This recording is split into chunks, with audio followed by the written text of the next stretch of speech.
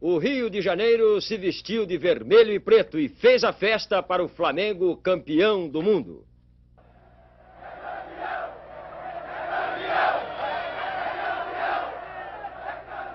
O grito emocionado da torcida tomou conta da cidade assim que o jogo terminou.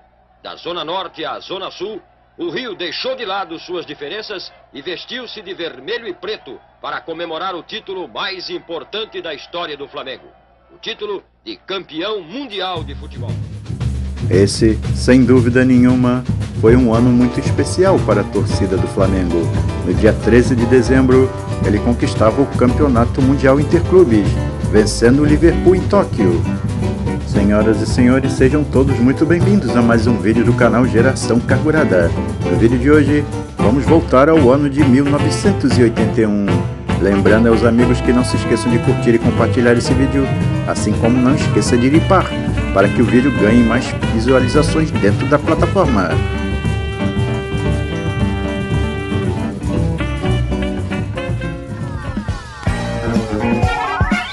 Mundi Jovem.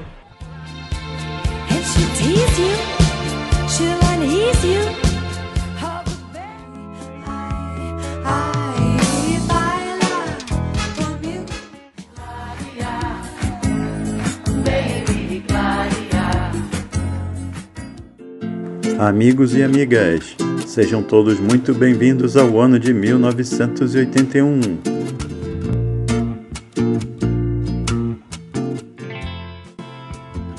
O ano de 1981 traz à memória um tempo de alegria e otimismo para os brasileiros. Era uma época em que o país, embora sob o regime militar, começava a despontar para mudanças e esperanças. A década de 80 estava em pleno curso e 1981 se destacou como um ano de celebração cultural, avanços tecnológicos e momentos inesquecíveis. A música brasileira, sempre vibrante, vivia uma fase especialmente criativa. O rock nacional já começava a despontar no horizonte. Na televisão, as novelas da Rede Globo eram um fenômeno de audiência, unindo famílias ao redor da TV todas as noites. Novelas como Baila Comigo e Jogo da Vida eram sucessos que faziam o Brasil inteiro parar para acompanhar suas histórias e dramas dos personagens. O futebol, paixão nacional, trouxe momentos de euforia em 81.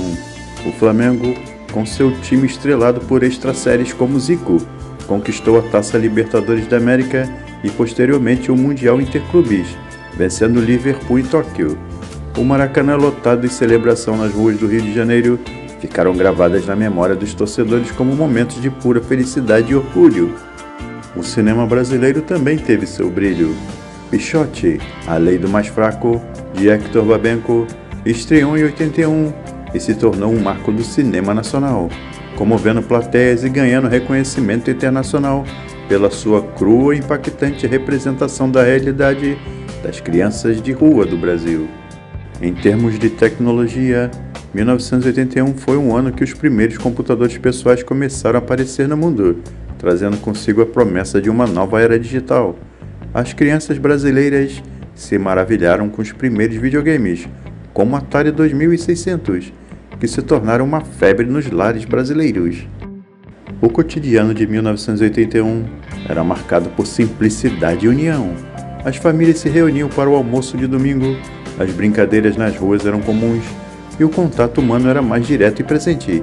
As festinhas em casa, com bolo, brigadeiro e música alta, eram um ponto alto desses dias.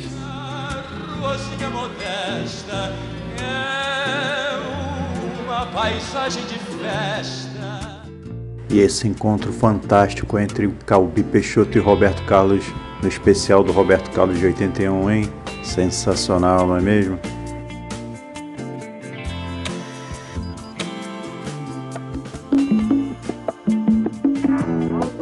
Guaraná tá aí, gostoso, com um beijo. O sabor de um beijo quente que refresca a gente. Tire a tampa devagar. Feche os olhos. O Guaraná tá aí na mão, tá boca livre pra beijar.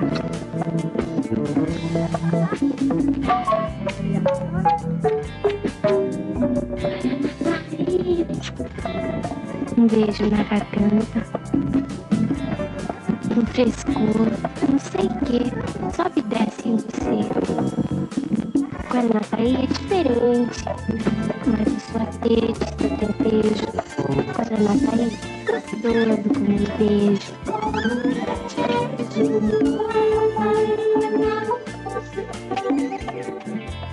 Eu nem me lembrava mais dessa propaganda do Guaranataí. E você, se lembrava?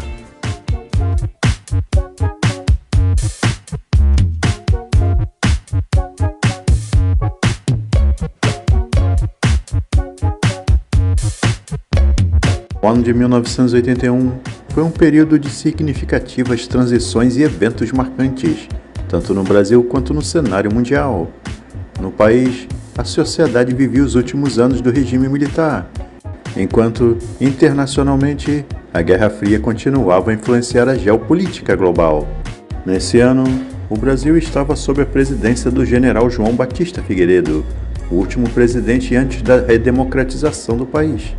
Figueiredo enfrentava crescentes pressões por uma abertura política e um retorno à democracia. Esse período foi marcado por um processo conhecido como abertura lenta, gradual e segura, que buscava transitar o país para um regime civil sem desestabilizar a ordem estabelecida pelos militares. Um dos eventos mais trágicos do ano foi o atentado no Rio Centro, ocorrido no dia 30 de abril. Uma bomba explodiu no estacionamento do Rio Centro, durante o show comemorativo do Dia do Trabalhador. O incidente foi amplamente visto como uma tentativa de setores da linha dura do regime militar de justificar a continuidade da repressão, mas acabou fortalecendo os movimentos pró-democracia. Na economia, o Brasil enfrentava dificuldades. A inflação estava alta e o país passava por uma crise econômica, exacerbada pela dívida externa. A população sofria com o aumento dos preços e a estagnação da economia, que gerava descontentamento social. Culturalmente, o Brasil vivia uma efervescência. A música popular brasileira continuava a evoluir, com a explosão do rock nacional, onde bandas como a Blitz e artistas como Lulu Santos começaram a ganhar destaque, influenciando uma nova geração. No cenário internacional, 1981 foi um ano de importantes acontecimentos. Nos Estados Unidos, Ronald Reagan tomou posse como presidente no dia 20 de janeiro. Sua administração seria marcada por uma política econômica neoliberal e uma postura mais agressiva na Guerra Fria. A Guerra Fria continuava a influenciar a política global. Em 81, a Polônia estava sob forte tensão devido ao movimento sindical Solidariedade, liderado por Lech Wałęsa. O governo comunista impôs a lei marcial em dezembro, tentando controlar a crescente onda de protestos. No campo da ciência e tecnologia, 81 foi o ano do primeiro voo do ônibus espacial Columbia, marcando o início de uma nova era na exploração espacial. O lançamento aconteceu no dia 12 de abril e representou um avanço significativo para a NASA. Os programas de auditório também estavam em alta, com destaque para o programa Silvio Santos. Ainda se tratando do domingo, o humorístico Os Trapalhões, estrelado por Didi, Dedé, Mussum e Zacarias, continuava sendo um dos programas mais assistidos, atraindo uma grande audiência com suas enquetes humorísticas e sátiras. E logo depois começava o Fantástico, um programa jornalístico e de variedades da Globo, que já era um marco das notícias de domingo. Continuava a trazer reportagens, entrevistas e números musicais, refletindo os acontecimentos da semana de forma dinâmica e inovadora.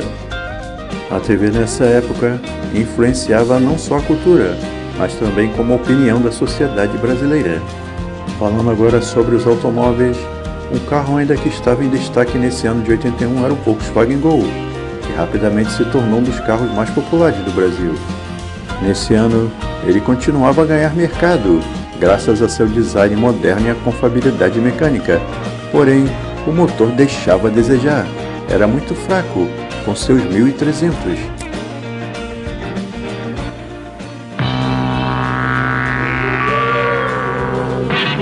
Martini Bianco descobriu prazer, escolheu Martini Bianco, escolheu viver.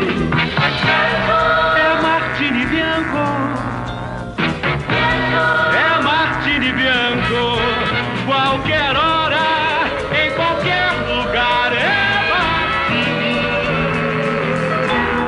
No dia 29 de julho, mais de 700 milhões de pessoas pararam para assistir ao casamento de Charles, príncipe de Gales, com Lady Diana Spencer, na Catedral de São Paulo, em Londres.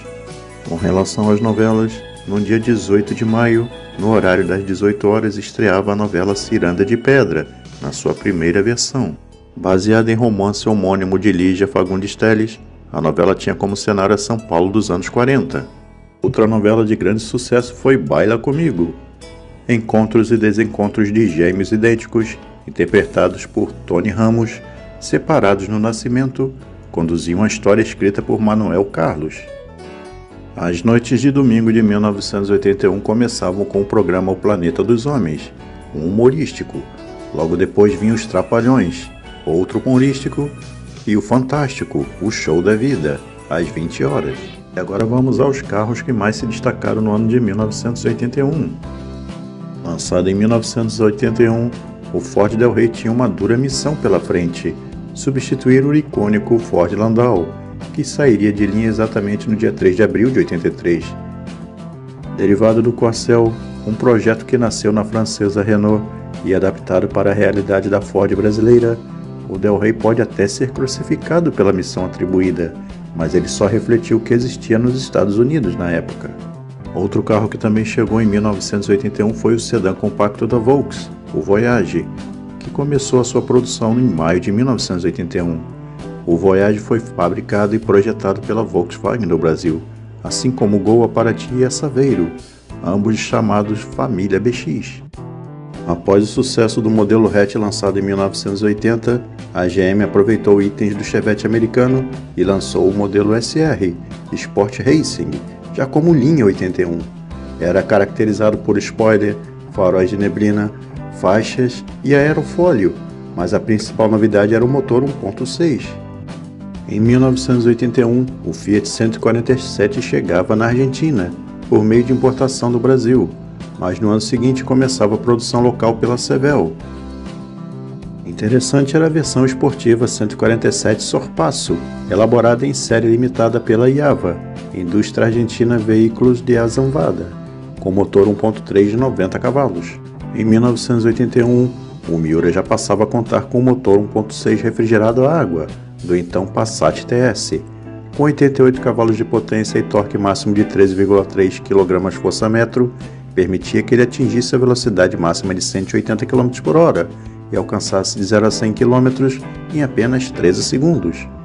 Em 1981, a Fiat, que controlava a produção do Alfa Romeo 2300 desde 78, decidiu que o moderno sedã de luxo embarcaria na onda do etanol e passaria a beber álcool hidratado, opção que muito provavelmente garantiu a sua produção até 1986. Falando sobre o ranking de vendas, o Del Rey estreia em 9º lugar e o Voyage em 12º lugar, vendendo mais de 15 mil unidades no ano de estreia. Em um ano de forte queda frente a 1980, 1981 caiu muito, tendo o seu líder, Volkswagen Fusca, perdendo o trono para o rival, Fiat 147. O ano de 81 também marca o fim das atividades da Chrysler do Brasil. Após ser adquirida pela Volkswagen, a marca americana deixa de vender seus modelos no país, como o Polar e o Dart, encerrando o ciclo de grandes esportivos nacionais. Isso significou muito para o Brasil, pois depois do fim da Chrysler, deixamos de ter modelos verdadeiramente esportivos, ficando apenas com versões mais apimentadas nos anos seguintes. Em 6º lugar, o Volkswagen Gol, que vendeu 30.627 unidades. Em 5º lugar, o Ford Corcel, com 49.886 unidades. Em 4º lugar, o Volkswagen Passat, com 51.779 unidades. Em 3º lugar, o Chevrolet Chevette, com 56.484. Em 2º lugar, o Volkswagen Fusca, com 71.733 unidades. E em 1º lugar, o Fiat 147, com 84.666 unidades. Agradecemos aos gentis amigos por terem assistido até aqui nosso vídeo. Se você ainda não curtiu, não esqueça de deixar seu curtir, compartilhe com seus amigos e se ainda não for inscrito no nosso canal, se inscreva. E até a próxima, pessoal!